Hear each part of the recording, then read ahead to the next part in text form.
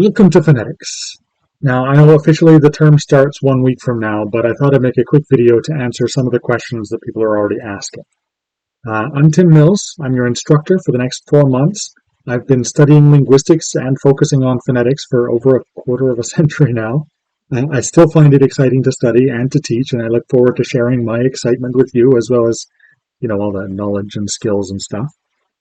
You'll notice on eClass, or maybe you've already noticed, that I'm combining two different sections on our course site. Some of you are taking the online phonetics course, that's section 800, and the rest of you are taking the in-person phonetics course, section A1. I had started out, I planned to have two separate eClass sites, but I quickly realized that'd be stupid. You have the same assignments, you have the same quizzes. Almost the only difference is that section A1 has 2 weekly in-person meetings, and section 800 has no scheduled class time. It's asynchronous. I know that is kind of a big difference, but it doesn't have to touch the structure of eClass. Many of the online students aren't even in Edmonton, but here's the thing.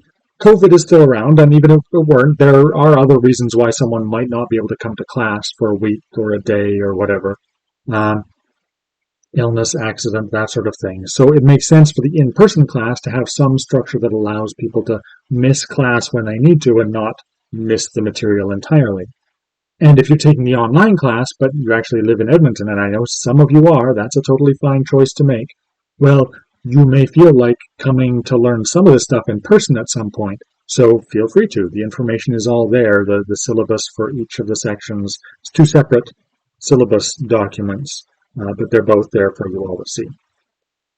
The main difference from my perspective is that online students are going to get their lectures more or less exclusively through the videos, but the in-person students will get some lecture summaries of material at the beginning of the in-person class. And for the rest of our class time in person, we'll be going over problems and discussing questions. I use Mentimeter slides for this, and I'll use those exact same slides in an asynchronous way for the online students. So really, you can pick your mode at any given time, how you want to do it. The quizzes are online for everyone. The assignments are submitted online for everyone. So from eClass's perspective, it's exactly the same. So one site. I'll set office hours by the end of the first full week of term. These can be attended either in a Zoom room, which I'll post the link to, or in person. My office is Assiniboia 122.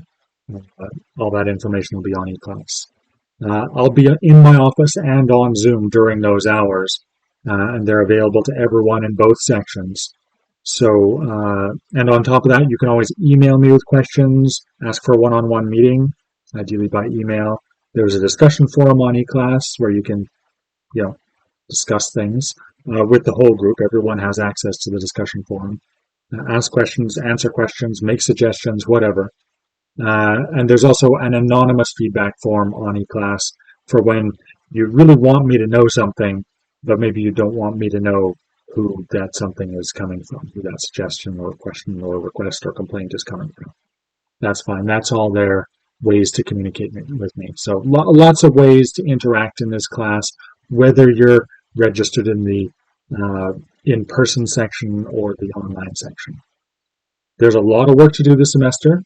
The first 2 weeks are for getting up to speed, and then after that, every week for the rest of the term, there's either a quiz to write or an assignment to hand in.